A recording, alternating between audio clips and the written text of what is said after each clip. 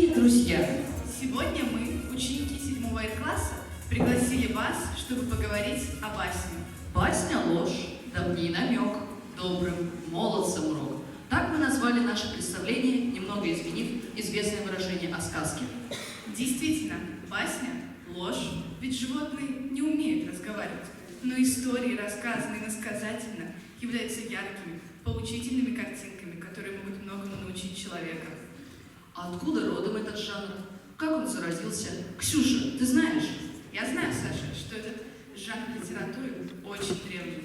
Он родился под солнечным небом Греции, и создание басни связывают с именем Эзопа. Представим себе, как это могло быть.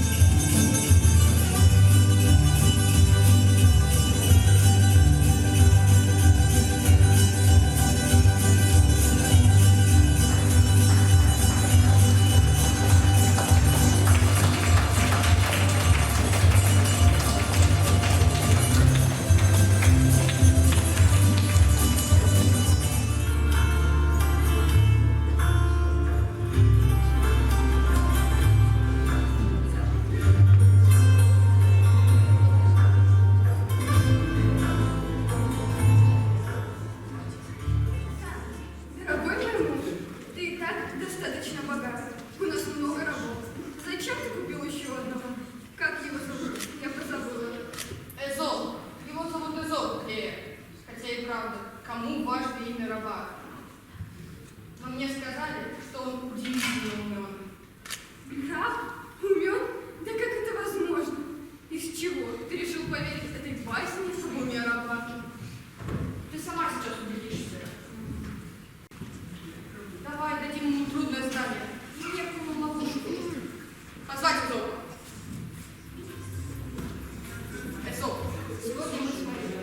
Эзоп, сегодня мы с моей женой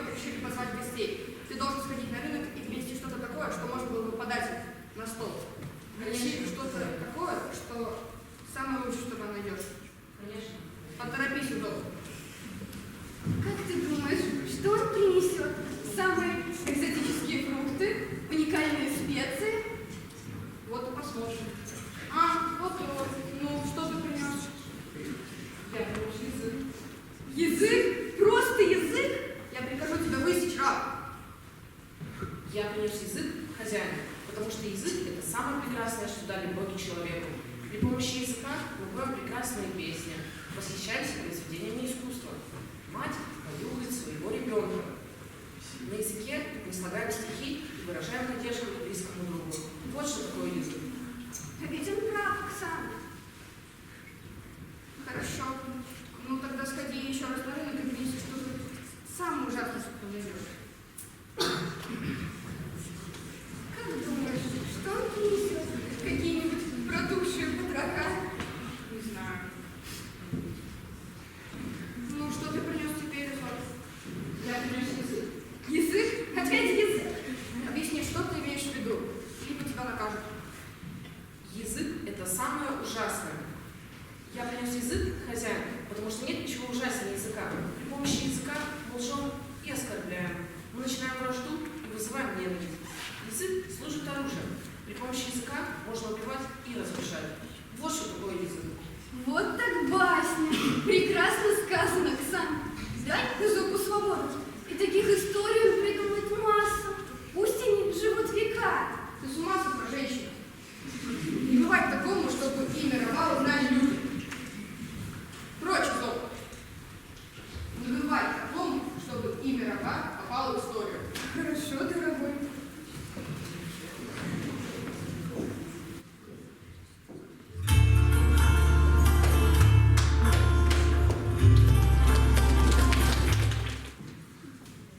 Но случилось не так, как предсказывал предзаносчик Ксанф, который, может, и не существовал вовсе. Имя Изопа прошло через тысячелетия и дало название Изопову языку. А басня жила, менялась, басни создавались на разных языках.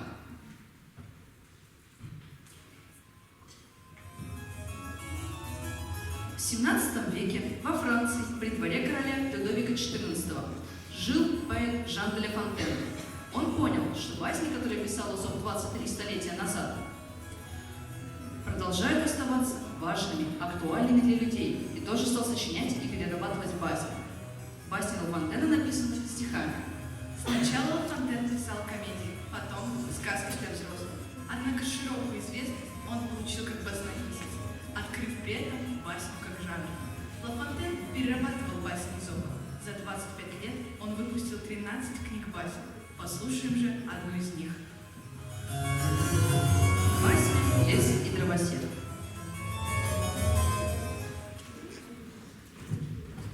Какой-то дровосек сломал или потерял свой топорище.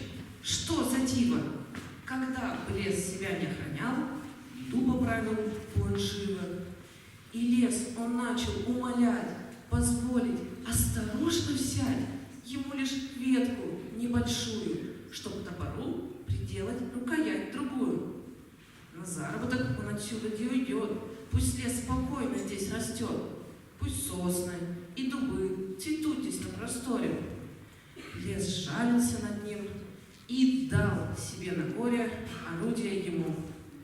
Топор опять готов, и дровосек без дальних слов, как прежде вновь вооруженный, тот лес рубить несчастно стал.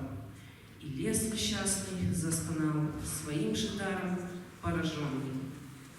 Таков весь свет случается подчас. Сумеет обратить ваш дар противу вас и говорить устал об этом.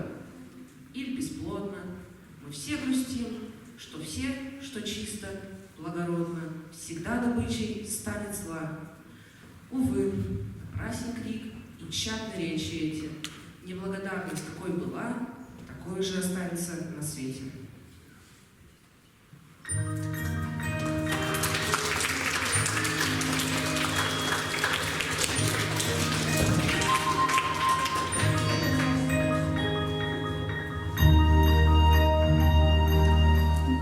И в XIX веке на русском языке самое большое количество басен написал Иван Андреевич Крылов.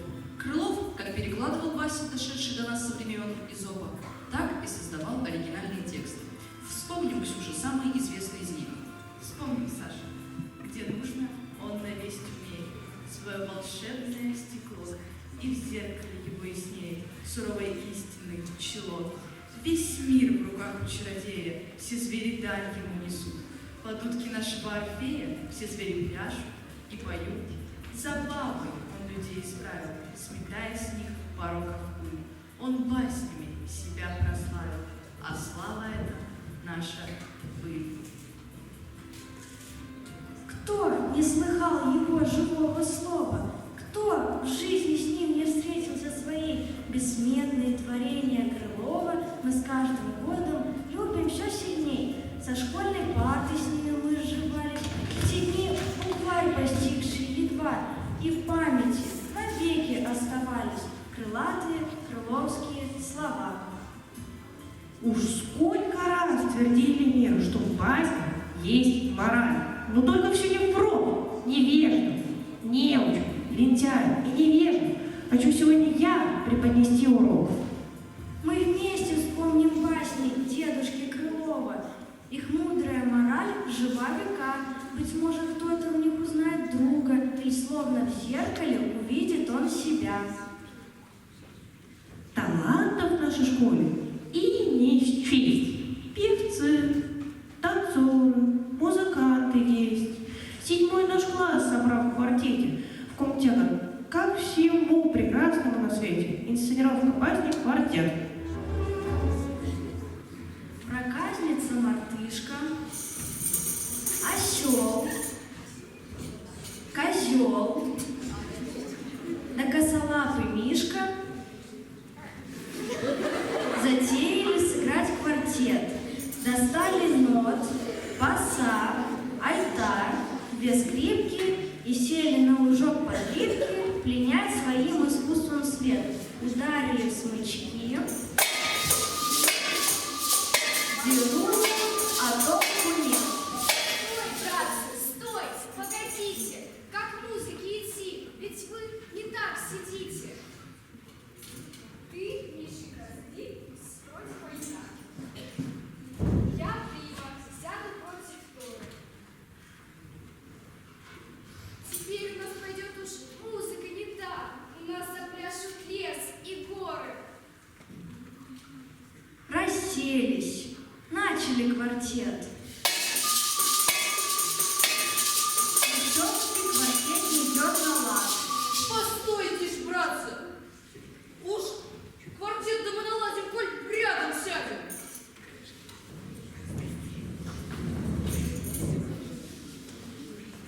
Послушались осла, уселись чинно в ряд. Высоцкий квартет не идет на лад. Все пуще прежнего пошли у них разборы и споры, кому и как сидеть. Случилось соловью на шумах прилететь. Тут с просьбой все к нему, чтоб их решить сомнения. Пожалуй, Пожалуй, возьми на час терпения, чтобы квартет в порядок наш привести. и ноты есть у нас. И инструменты есть. Скажи, как нам сесть? Чтоб музыкантом быть, так надо на уменье. И уши ваши понежней. Говорит им соловей. А вы, друзья,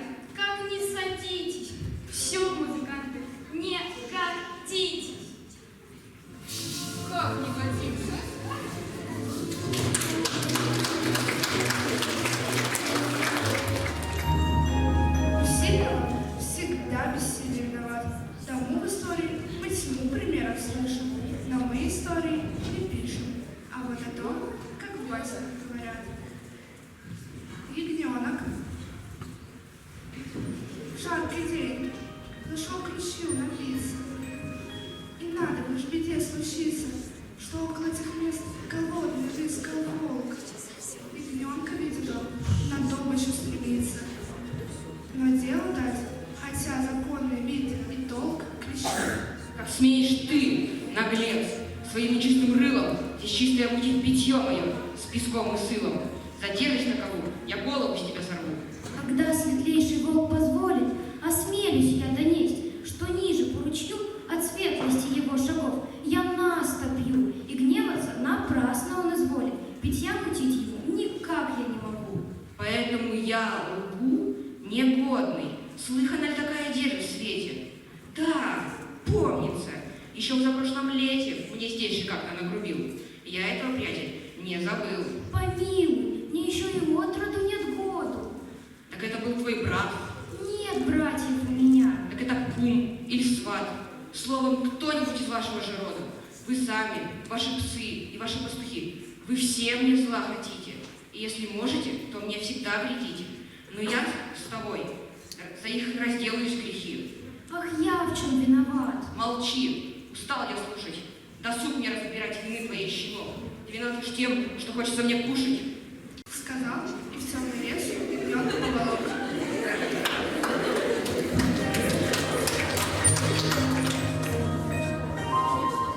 Для постановки басню выбрали с намеком. Ее мы с детства помним хорошо. Послужит пусть она серьезным вам уроком, а зрителям пусть будет всем смешно. Инсценировка басни «Стрекоза и муравей».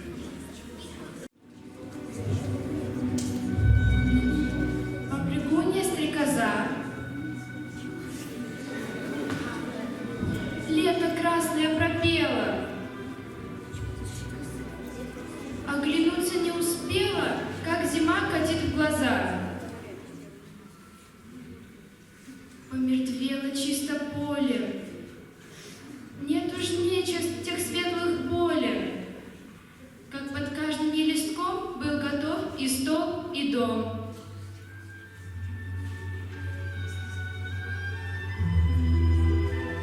Все прошло зимой холодной.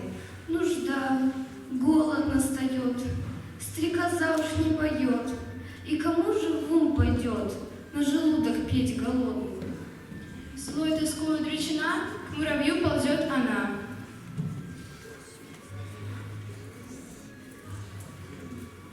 Не оставь меня, кум милый, дай ты мне собраться силой, и до вечных только дней накорми и обогрей. Кумушка, мне странно это. Доработал ли ты в лето?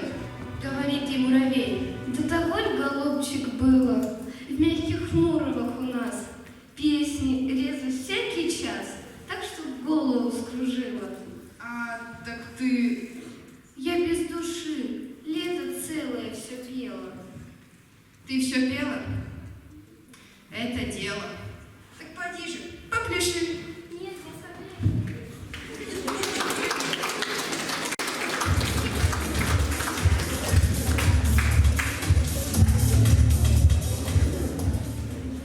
Как счастливы бываем мы в друзьях.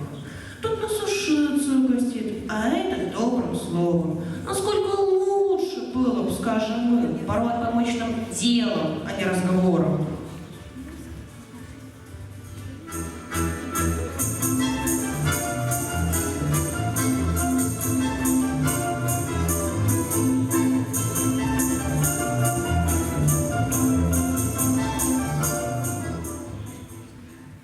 Соседушка, мой свет, пожалуйста, покушай. Соседушка, я сыт по горло. Нужды нет, еще тарелочку, послушай. Ушица, ей же ей, на славу сварена. Соседушка, я 3 тарелки съел. И полно, что за счеты, лишь стало бы охоты. А то во здравие, ешь до дна. Что за уха, да как же она, будто янтарем подернулась она. Потеши, миленький дружочек, вот лещик, вот потроха, вот стерники кусочек, еще хоть ложечку, да кланяйся, жена. Так почвал сосед Демьян соседа Фоку и не давал ему ни отдыху, ни сроку, а с Фоки уж давно катился градом пот. Однако же еще тарелку он берет, собирается с последней силой и очищает всю. Вот друга я люблю, вздолж чуланных не терплю. Ну скушай же еще тарелочку, мой милый. Что, еще? Тут бедный Фока мой, как не любил уху, но от беды такой, схватя в охапку, кушак и шапку, скорее без памяти домой. И с той поры Демьян ни ногой.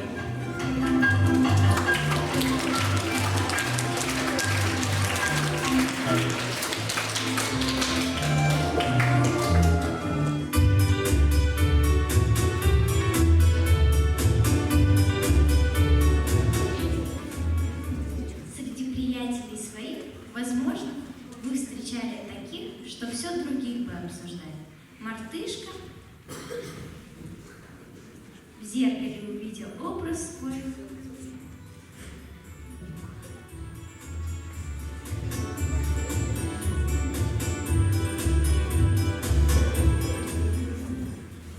Тихохонько медведя толк ногой, Смотри-ка, говорит: кум, милый мой.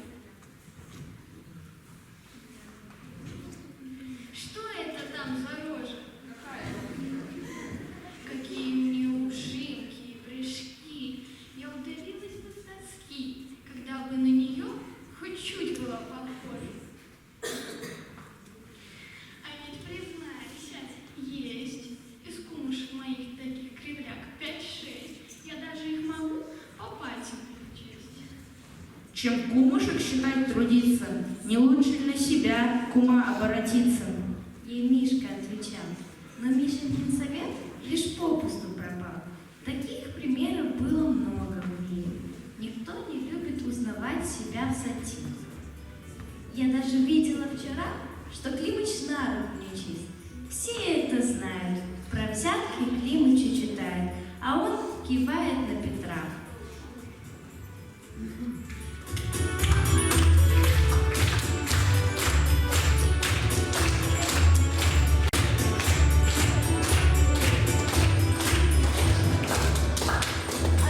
Будьте падкими на лесть на говоре, ведь это признак глупости и чванства.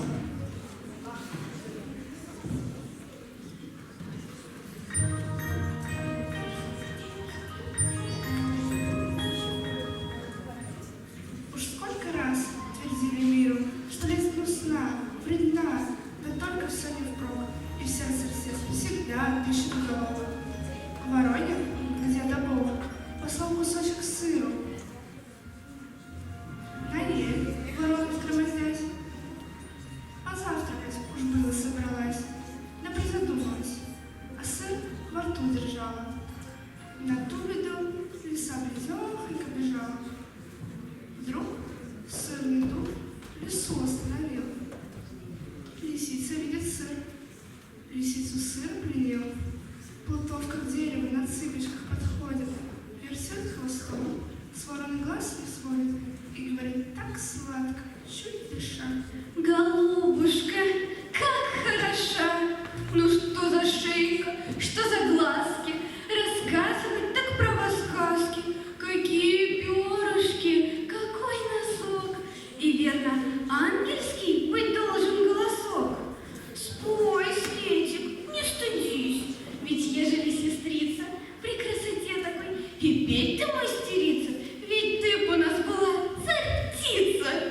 Вещунья спахал, скружилась голова.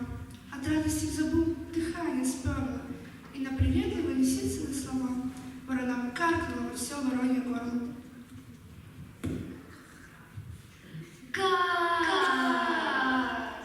Сыр выпал, синим была бутовка такова. А сыр?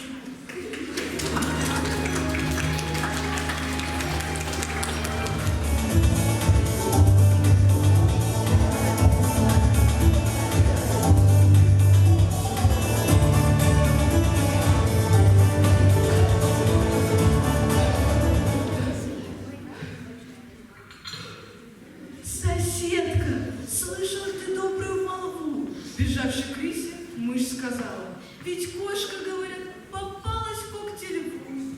Вот, отдохнуть и нам пора настала.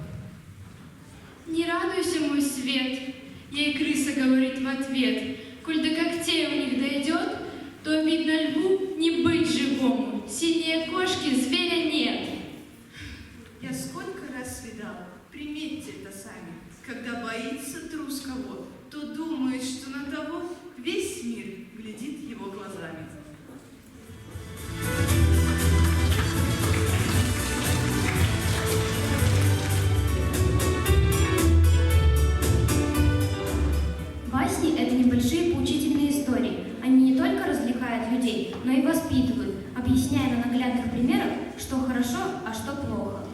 Басни Крылова написаны с изумительным чувством юмора. В них нет жестких нравоучения, а есть лишь коротко подчеркнутые истины, знать которые нужно и взрослым, и детям. В 20 веке известным автором басен на русском языке стал Сергей Михалков. Вот его басня «Слон-живописец».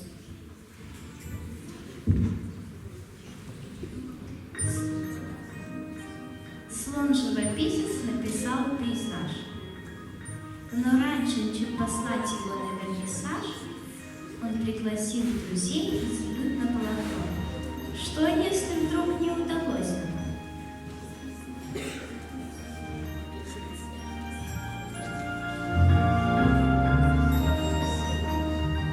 Вниманием гостей художник наш польщен.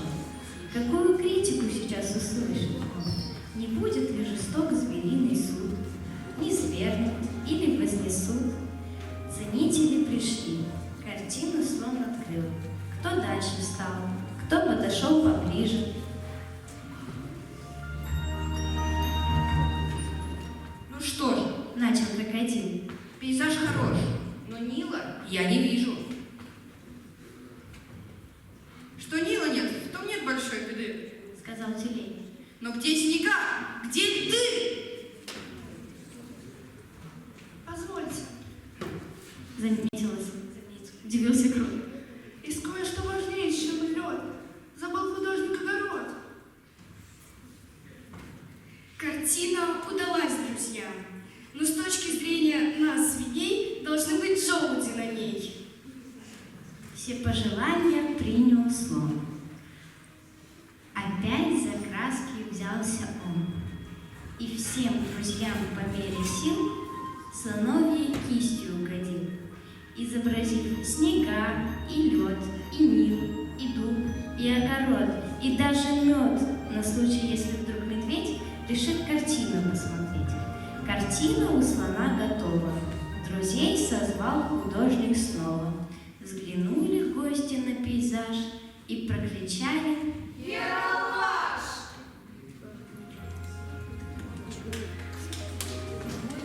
«Мой друг, не будь таким слоном, советом следуй, но с умом.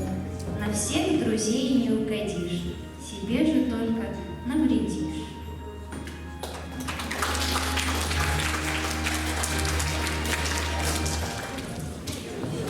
У наших исполнителей Крылова мы с тобой могли бы кое-что и перенять. Любовь к литературе, уважение к слову, актерскую игру и к сцене страсть. Мудрые басни учат нас быть правдивыми, Добрыми, благородными, справедливыми. Они призывают совершать нас добрые поступки и полезные дела.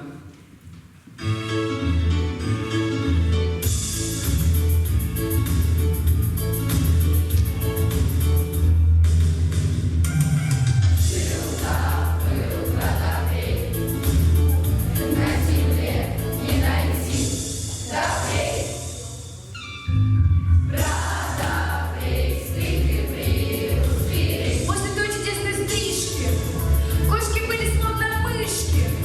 Даже глупые мартышки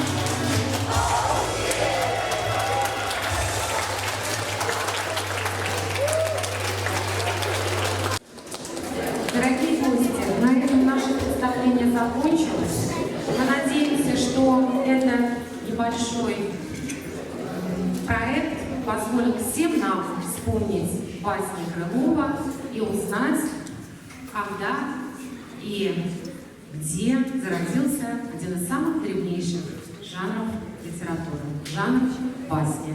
Спасибо 7-му